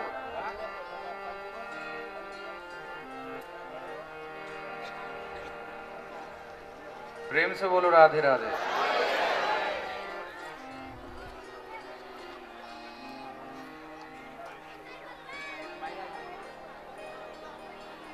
কমিটির লোকরা প্যান্ডেলের এই দিকের কাপড়গুলো যদি পারে তাহলে খুলে দাও, তাহলে যারা বাইরে দাঁড়িয়ে আছে ওরা ওই দিক থেকে দেখতে পাবে। প্যান্ডেল তো ভরে গেছে, মানুষও একদম একদম পুরো প্যাক আপ বসে আছে, কোনো আগেও আসার কোনো জায়গা নেই। সাইডের কাপড়গুলো খুলে দাও নাহলে।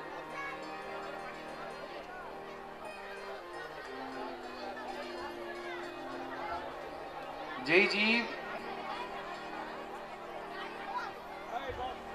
সব থেকে বেশি কথা বলো তোমরা, আমার কানের কাছে বসে থাকে আর এগুলো সব থেকে বেশি কথা বলে।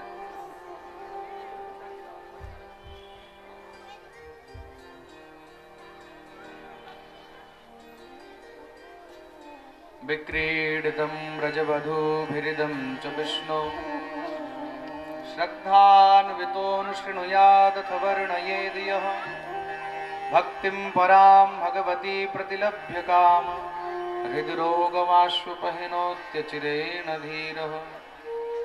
বলছেন যেই জীব ভগবানের এই দিব্য রাসের কথা বর্ণন শ্রবণ করে ভগবান তার হৃদয়ের সমস্ত রোগ নাশ করে দেন। হৃদরোগমাশুপহিন, হৃদয়ের যত সমস্যা রয়েছে, হার্ট প্রবলেম সব একদম শেষ হয়ে যায়। কেন? এই রাস হলো ভগবানের হৃদয়ের কথা, এটা হলো ভগবানের প্রাণের কথা। যেরকম আমাদের মধ্যে প্রাণ রয়েছে না, তদ্রূপ ভাগবতের প্রাণ হলো রাস, ভগবানের প্রাণ হলো রাস। আমাদের সবার মধ্যে প্রাণ রয়েছে তো? হ্যাঁ, রয়েছে কিনা? কতটা প্রাণ আছে জোরে বলো। একটা? হ্যাঁ, দুটা? তিনটা? কয়টা রয়েছে? চারটা নাকি?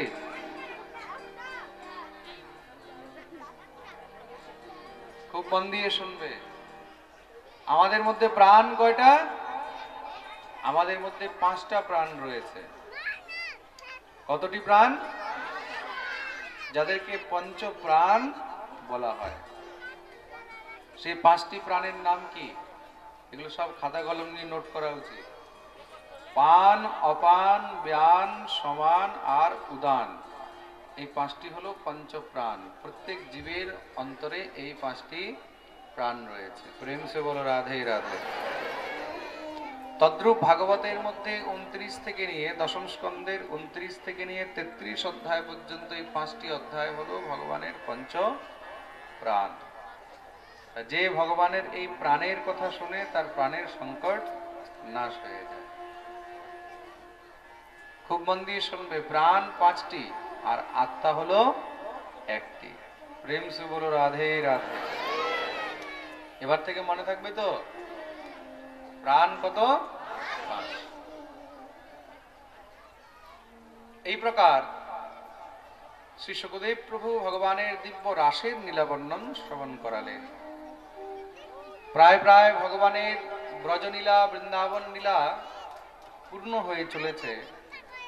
সমস্ত সব দেবতারা দেবর্ষি নারদকে পাঠালেন, মহারাজ আপনি তাড়াতাড়ি করে কংসের উদ্ধারের রাস্তা প্রস্তুত করুন। দেবর্ষি নারদ এসে উপস্থিত হয়েছেন কংসের কাছে। নারদকে তো কংস গুরু মানে, তো খুব সুন্দর আসন দিয়ে বসেছে। গুরুদেব, আজ অনেক দিন পরে দর্শন দিয়েছেন, বেটা তোমার খুব চিন্তা লেগে থাকে। কিসের চিন্তা? তোমার শত্রু তো আস্তে আস্তে বড় হয়ে যাচ্ছে, আর তুমি এখনো পর্যন্ত শত্রুদের কিছু করতে পারলে না। কিন্তু গুরুদেব কি করে করব?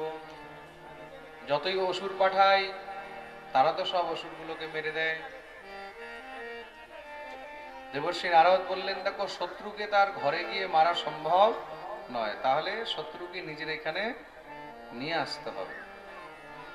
কিন্তু গুরুদেব আমার শত্রুকে আমি তো এখনো ঠিক মতন সেটাই বুঝতে পারছি না। বলে যত অসুর পাঠিয়েছো মেরেছে কে? বলে নন্দের 2 ছোড়া, কৃষ্ণ আর বলরাম। দেবর্ষি নারদ বললেন, সর্বপ্রথম যাদেরকে তুমি নন্দের ছেলে মনে করছো তারা নন্দের ছেলে নয়, তাহলে তারা হলো বসুদেবের পুত্র। যখনই শুনেছে, শুনেই তো কংসের একদম মাথা টন করে উঠেছে। সেই কি বলছেন গুরুদেব? বলে হ্যাঁ, তোমার সঙ্গে ছল হয়েছে। রাত্রির অন্ধকারে বসুদেব নিজের পুত্রকে নিয়ে গিয়ে সেখানে যশোদার কাছে নন্দের ঘরে রেখে তার কন্যাকে উঠিয়ে নিয়ে এসেছিল। আর সেই 2 জনার মধ্যে 2 জনই পরম বলবান, 2 জনই তোমাকে মারতে পারে, তাই নাকি গুরুদেব? আমি আর দেবকী বসুদেবকে ছাড়বো না। কিন্তু গুরুদেব, সেই কৃষ্ণ বলরামকে মারবো কি করে? দেবর্ষি নারদ বললেন, দেখো তুমি যেই কোনো একটা যুক্তি নিয়ে তাদেরকে যদি মথুরায় আনতে পারো, তাহলে এখানে তুমি নিজের সমস্ত সৈন্যদেরকে নিয়ে তাদেরকে মেরে ফেলতে পারবে। কারণ নিজের ঘরে সবার বল একটু বেশি হয়, তো শত্রুকে আগে নিজের এখানে আনতে হবে। গুরুদেব আনবো কি করে? বলে বাকিটা একটু নিজে বিচার করো। দেবর্ষি নারদ বলে চলে গেলেন। নারায়ণ নারায়ণ নারায়ণ। কংস কুপিত হয়ে সঙ্গে সঙ্গে দেবকী বসুদেবকে আবার কারাগারে বন্দী করে দিল। তোমরা আমার সঙ্গে ছল করেছ। সমস্ত অসুরদেরকে ডেকে একটি মিটিং শুরু হয়েছে। কংস তার মধ্যে সব কথা বলে ফেললেন, কৃষ্ণ বলরামকে এখানে আনতে হবে, কিভাবে আনা যায়। মন্ত্রী বুদ্ধি দিল, মহারাজ খুব সুন্দর সুযোগ, কি প্রতি বৎসর আমাদের এখানে ধনুষযজ্ঞ হয়। ধনুষযজ্ঞ এখন অনেক তাড়াতাড়ি এগিয়ে এসছে, এই কিছুদিন পরেই ধনুষযজ্ঞ হবে। দেশ বিদেশ থেকে, দূর দূরান্তর থেকে অনেক মানুষ আসে এই যজ্ঞের মধ্যে, অনেক ভিড় হয়, বিশাল মেলা হয়। তা সেই ধনুষযজ্ঞের মধ্যেই কৃষ্ণ বলরামকে ডাকা হোক। একটা কোনো বাহানা নিয়ে তাদেরকে ডাকা হবে, আর এখানে আমরা সমস্ত অসুরদেরকে দিয়ে ঘিরে মেরে ফেলব। কিন্তু কৃষ্ণ বলরামকে ডাকতে কে যাবে? কোনো অসুরকে পাঠালে তো সম্ভব না কৃষ্ণ বলরামকে আনা। হ্যাঁ, এমন মানুষকে পাঠাতে হবে যাকে দেখে সমস্ত সব ব্রজবাসীরাও খুব সুন্দর করে ভালো ভালো ভাবে কৃষ্ণ বলরামকে পাঠিয়ে দেয়। এমন কে আছে? বিষ্ণু বংশী শ্রী অক্রুরজি মহারাজ। অক্রুরকে সমস্ত যদুবংশীরা আর সমস্ত গোয়ালারা অনেক ভালোবাসেন। চারদিকে অক্রুরের খুব প্রশংসা হয়। ভোজরাজ কংস অক্রুরকে ডাকালেন। অক্রুরকে ডাকানো হলো। শ্রী অক্রুরজি মহারাজ এসে উপস্থিত হয়েছেন। মহারাজ কি আদেশ? কংস বললেন, গচ্ছ নন্দ ব্রজম তত্র সুতাবানকদুন্দুভে আসাতে তাবিহানেন রথেনা নয়মাচিরম। হে অক্রুরজি, যাও বৃন্দাবনে গিয়ে সেখানে তুমি নন্দের দুই পুত্র কৃষ্ণ বলরামকে এখানে নিয়ে আসো। কিসের জন্য মহারাজ? আমাদের এখানে ধনুষযজ্ঞ হচ্ছে, সেই ধনুষযজ্ঞের মধ্যে কৃষ্ণ বলরামকে পুরস্কৃত করা হবে, পুরস্কার দেওয়া হবে। কিসের পুরস্কার? বলবে তারা বড় বড় অসুরদেরকে মেরে ব্রজবাসীদের রক্ষা করেছে, তো তাই তাদেরকে বীরতা পুরস্কার দেওয়া হবে। কিন্তু মহারাজ হঠাৎ করে ওই দুই গোয়ালাকে ওই কৃষ্ণ বলরামের জন্য এমন কোন কারণ হয়ে গেল? কংস বলছে, খুব গুপ্ত কথা, বন্দী শুনবে। যাদেরকে তুমি নন্দের ছেলে মনে করছো, আসলে তারা হলো বসুদেবের পুত্র। ও তাই নাকি? অক্রুর, তুমি তাদেরকে নিয়ে আসো, তারাই হলো আমার কাল। আর এইখানে তাদেরকে এনে আমি অসুরদেরকে নিয়ে ঘিরে মেরে ফেলবো। অক্রুর মনে মনে ভাবছেন, নিসৃষ্টঃ কিল মে মৃত্যুর্দৈব বৈকুণ্ঠ সংশ্রয়ৈঃ তাবানয় সমম গোপের নন্দাদ্যৈ সাভ্যুপায়নে। যদি আমি সেই নন্দনন্দন কৃষ্ণ বলরামকে এখানে নিয়ে আসি, কংস মেরে দেবে, আর সেই ছোট ছোট বাচ্চাদের মৃত্যুর একমাত্র দায়ী আমি হব। না না না, আমি আনতে যাব না। কিন্তু যদি আমি আনতে না যাই, তাহলে কংস তো আমাকে মেরে ফেলবে। আর কংসের হাতে মরার অপেক্ষা কৃষ্ণ বলরামের দর্শন করে দেহকে ত্যাগ করাটা বেশি ভালো। এই বিচার করে অক্রুর মনে মনে ভাবছেন, মমেতদ দুর্লভম মন্য উত্তম শ্লোক দর্শনম বিষয়াত্মনো যথা ব্রহ্ম কীর্তনম শূদ্র জন্মনঃ। মমেতদ দুর্লভম মন্য উত্তম শ্লোক দর্শনম। আমার পরম সৌভাগ্য হবে যদি আমি কৃষ্ণ বলরামকে দেখে দর্শন করে এই দেহকে ত্যাগ করতে পারি। কেন? কেননা অক্রুর এখন পর্যন্ত কৃষ্ণ বলরামের অনেক প্রশংসা শুনেছেন। এই সংসারে কেউ যখন কোনো বড় কাজ করে, চারিদিকে তার কীর্তি যশ ছড়িয়ে যায়, তো চারদিকে চর্চা ছড়াচ্ছে, কৃষ্ণ আজ এই করেছে, কৃষ্ণ ওই করেছে, কৃষ্ণ সেই করেছে, বলরাম এই করেছে। তা অক্রুরের মনেরও অভিলাষা রয়েছে, যদি একবার কৃষ্ণ বলরামকে ভালো করে দেখতে পাই। এই বিচার করে অক্রুর তখন কৃষ্ণ বলরামকে নিতে বৃন্দাবনে গেলেন। রথে বসে আসছেন, আর আস্তে আস্তে মনে মনে ভাবছেন, যখন কৃষ্ণ বলরামকে দেখবো, না জানি দেখতে কেমন হবে, তাদের সঙ্গে কি করে কথা বলবো, কিভাবে তাদেরকে নিয়ে আসবো, এই চিন্তন করতে করতে বৃন্দাবনে প্রবিষ্ট হলেন। নন্দমহলে যখনই প্রবেশ করেছেন, নন্দের ঘরে প্রবেশ করেই সব থেকে আগে সেখানে গোষ্ঠ দর্শন হলো। খুব মন দিয়ে শুনবে, কি দর্শন হয়েছে? গোষ্ঠ। গোষ্ঠ মানে গোশালা, যেখানে গোমাতা থাকে। অক্রুর বুঝে গেলেন যে এটা শুভ সংকেত। যখন আমরা কোনো কাজের জন্য বেরোই, সেখানে যদি গোমাতার দর্শন হয় তাহলে সেটাকে শুভ মনে করা হয়। তার জন্য আগেকার দিনে মানুষ নিজের ঘরের উঠানে সবসময় গরু বেঁধে রাখত। ঘর থেকে বেরোতে গোমাতার দর্শন হতো, ঘরে ঢুকতে গোমাতার দর্শন হতো। তার জন্য আগেকার দিনে মানুষের ঘরে সুখও ছিল, শান্তিও ছিল। আজকাল ঘরের মধ্যে জায়গায় নেই, গরু বাঁধবে কোথায়? গরু রাখার জন্য মানুষের কাছে জায়গা নেই, গো সেবা করার জন্য মানুষের কাছে সময় নেই। আছে কি? শাস্ত্র বলছে গাবো বিশ্বস্য মাতরঃ সর্বং বেদময়ী গাবো। গোমাতাকে সমস্ত সব দেবতাদের স্বরূপ বলা হয়েছে। কেন? গোমাতার মধ্যে সব দেবতাদের নিবাস রয়েছে। ৩৩ কোটি দেবতা গোমাতার মধ্যেই বাস করেন। গায়কে সমস্ত বিশ্বের মা বলা হয়েছে। খুব মন দিয়ে শুনবে। তার জন্য দেখবেন ভেড়া ছাগল যখন সাড়া দেয় তারা কি বলে? ম্যাঁ। অন্য কোনো জীব জন্তু পশু পক্ষী যখন সাড়া দেয়, কেউ ভ্যাঁ হাম্বা ঠাম্বা এরকম, হু হা এরকম করে আওয়াজ করে, চি চু চা। কিন্তু গরু যখন শব্দ বলে তখন কি বলে? মা। তাই তো? কি বলে? গরুর মুখ থেকেই মা শব্দ বেরোয়। কেন? তাকে গো মাতা বলা হয়েছে। খুব মন দিয়ে শুনবে। এই যে আমি বলেছিলাম হিন্দু ধর্ম সংসারের মধ্যে সব থেকে শ্রেষ্ঠ কেন? এখানে যে আমাদেরকে দেয় আমরা তার ঋণী হই। তা গরু কি হয়? গরু জীবনভর আমাদেরকে দিতে থাকে। যতদিন পারছে দুধ দিচ্ছে। দুধ যদি নাও দিতে পারে তাহলে সে গোবর অবশ্যই দেয়। আর সেই গোবর কি? গোবর হলো একটা ঊর্জার স্রোত। গোবর দিয়ে ঊর্জা তৈরি হয়, মানে আগুন জ্বলে, সে দিয়ে আমাদের রান্না হয়। তাই তো? আগেকার দিনে তো কোনো গ্যাস ছিল না। হ্যাঁ, বর্তমানে তো ভারতের প্রধানমন্ত্রী ঘরে ঘরে গ্যাস চুলা ঢুকিয়ে দিয়েছে। আগে তো আর ছিল না। কি ছিল? মানুষ তখন উনুনে রান্না করতো, কাঠ দিয়ে, গোবর দিয়ে, ঘুটে দিয়ে। হ্যাঁ, বাংলায় তো আবার সেই ঘুটে দিয়েও দেখলাম লম্বা লম্বা একটা কাঠ তৈরি করে। কি বলে এগুলোকে? গোঠা। গোঠা বানায় না এখানে অনেক জায়গায় দেখি আমি। আমাদের ওইদিকে এসব প্রচলন নেই, ওখানে ঘুটেই তৈরি হয়।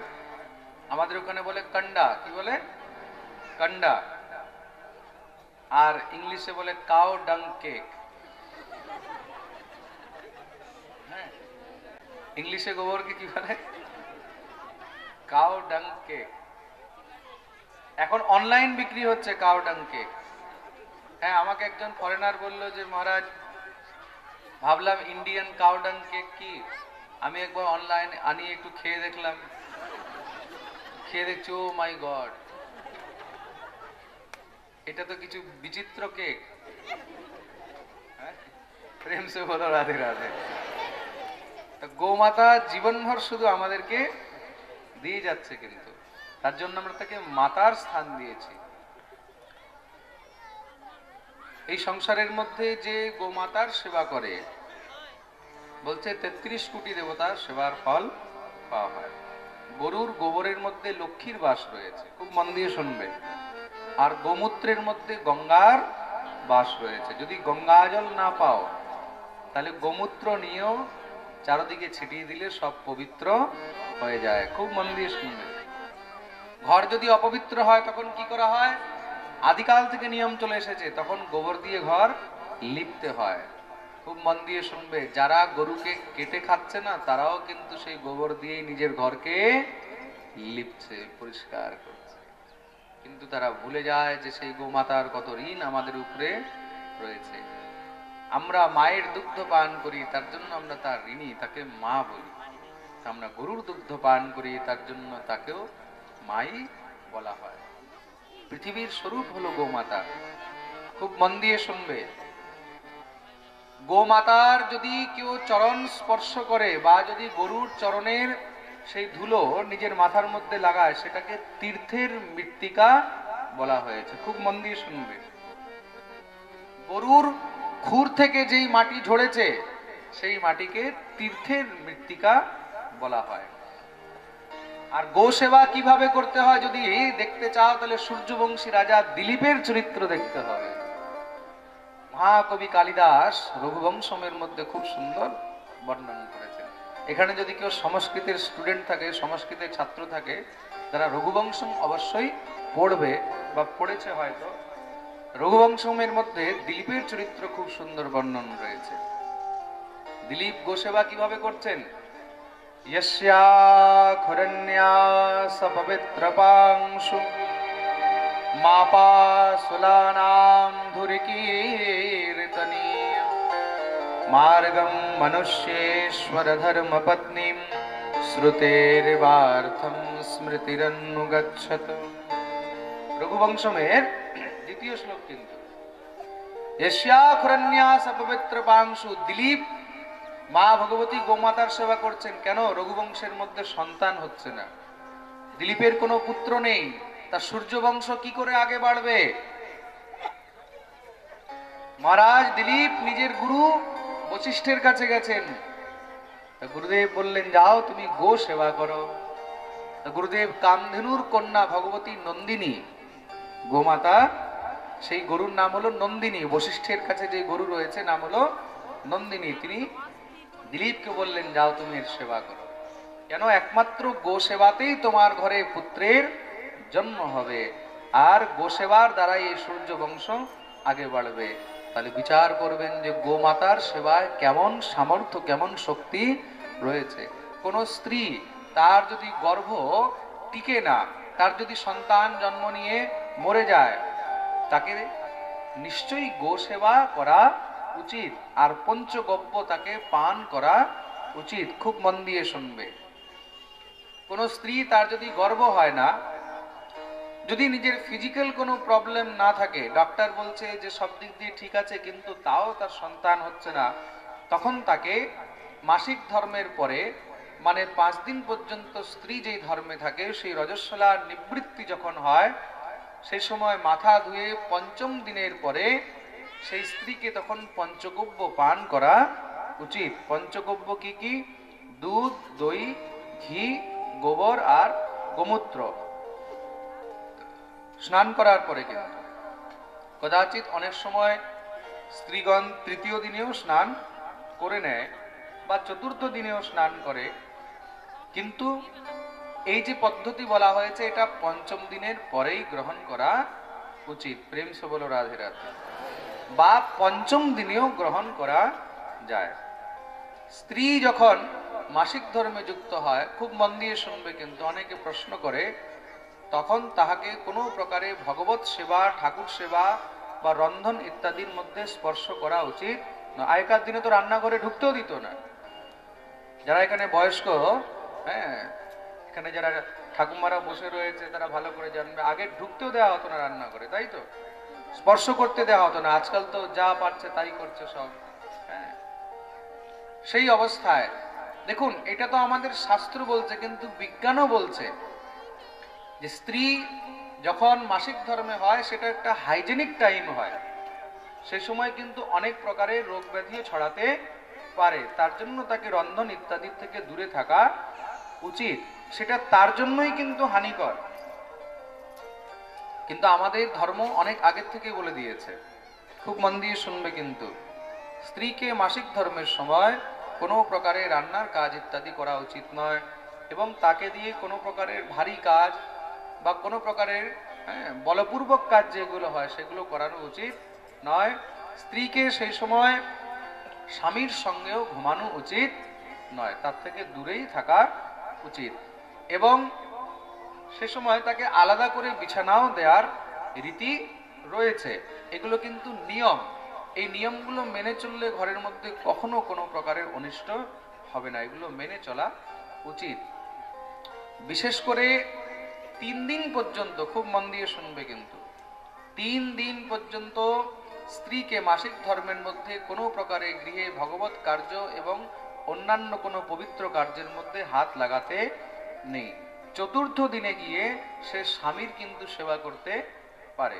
চতুর্থ দিনে সে স্বামীর জন্য রান্নাও করতে পারে, কিন্তু শুধু স্বামীর জন্য, ঠাকুরের জন্য নয়, ভগবানের জন্য ভোগ ইত্যাদি রন্ধন করতে পারবে না। এবং চতুর্থ দিনে তার হাতের রন্ধন অন্য কাউকেও খাওয়া উচিত নয়, একমাত্র স্বামীকে ছেড়ে। যদি এই বিষয়ে বেশি ডিটেলে জানতে চান তাহলে আপনাদেরকে আচার সংহিতা পড়তে হবে। একটি গ্রন্থ রয়েছে আচার সংহিতা, মানুষের আচার বিচার কিভাবে হওয়া উচিত, সেগুলো কিভাবে মানুষকে কি করা উচিত, কোন সময় কোন নিয়ম পালন করা উচিত, এগুলো সেই গ্রন্থে লেখা রয়েছে। চতুর্থ দিন স্বামীর সেবা করতে পারবে, আর পঞ্চম দিন থেকে স্ত্রী স্নান ইত্যাদি করে তৃতীয় দিন বা চতুর্থ দিনও সে স্নান করে নিতে পারে, কিন্তু পঞ্চম দিন থেকে সে সংসারের যাবতীয় সমস্ত সব কার্য করতে পারবে। প্রেম সে বলো রাধে রাধে। এগুলো স্ত্রীকে মেনে চলা উচিত। যেই স্ত্রীর এই প্রকার গর্ভাধারণ ইত্যাদির কোনো সমস্যা রয়েছে তাকে পঞ্চগব্য অবশ্যই পান করা উচিত। প্রত্যেক মাসে ঋতু স্নান যখন পূর্ণ হবে তারপরে পঞ্চম দিনে বা ষষ্ঠম দিনে তাকে পঞ্চগব্য পান করা উচিত, তাতে তার গর্ভাধারণের যে দোষ রয়েছে সেই দোষগুলো কেটে যায়। প্রেম সে বলো রাধে রাধে। গোমাতার সেবার মধ্যে এত শক্তি রয়েছে। মহারাজ দিলীপ ভগবতী নন্দিনী গোমাতার সেবা করছেন। তা সেবা কিভাবে করছে? নন্দিনী ঘুমায় কিন্তু রাজা জেগে রয়েছেন। নন্দিনী যে রাস্তা দিয়ে চলছে তার খুরগুলো যেখানে পড়ে, সেই চরণগুলো যেখানে পড়ে, সেই ধুলাগুলো নিয়ে রাজা নিজের মাথার মধ্যে লাগায়। আর রাজার পিছনে পিছনে রানী চলছে। মার্গম মনুষ্যেশ্বর ধর্ম পত্নীম শ্রুতের বার্থম স্মৃতিরন্নুগচ্ছত। আর সেই গোমাতার সেবা করার কারণে ভগবতী নন্দিনীর কৃপায় দিলীপের ঘরে খুব সুন্দর পুত্র হলো, যার নাম হলো ভগীরথ। আর সেই ভগীরথই পরে গঙ্গাকে নিয়ে এসেছিলেন। বলিয়ে দিলীপ মহারাজ কি, গো মাতা কি।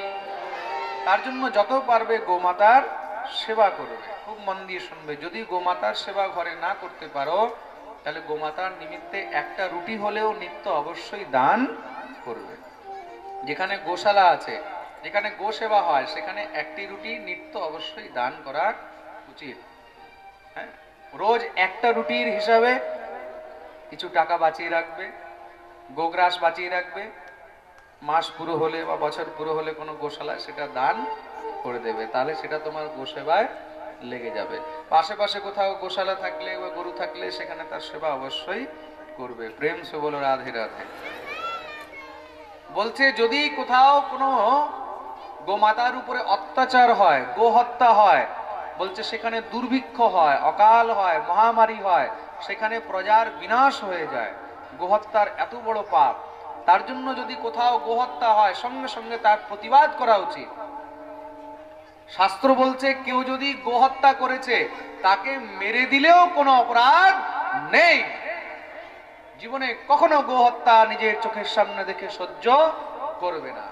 এই সংসারে মনে রাখবে, এই হিন্দু ধর্মের মধ্যে জন্মগ্রহণ করে, সনাতন ধর্মের মধ্যে জন্মগ্রহণ করে যদি আমি গো রক্ষা করতে পারলাম না, যদি আমি গোমাতা রক্ষা করতে পারলাম না, তাহলে আমার এই জীবন ধিক্কার। গোমাতা রক্ষার জন্য যদি প্রাণও চলে যায় তাও কখনো পিছনে সরতে নেই। বলিয়ে গৌ মাতা কি। ভগবতী গোমাতার যত পারবে তত সেবা করবে। গো সেবার অনেক ফল রয়েছে, যেটা এই শব্দে বর্ণন করা সম্ভব নয়। জয় গৌ মাতা জয় গোপাল भगत वत्सल प्रभु दीन दयाल। जय गौ माता जय गोपाल भगत वत्सल प्रभु दीन दयाल। जय गौ माता जय गोपाल भगत वत्सल प्रभु दीन दयाल।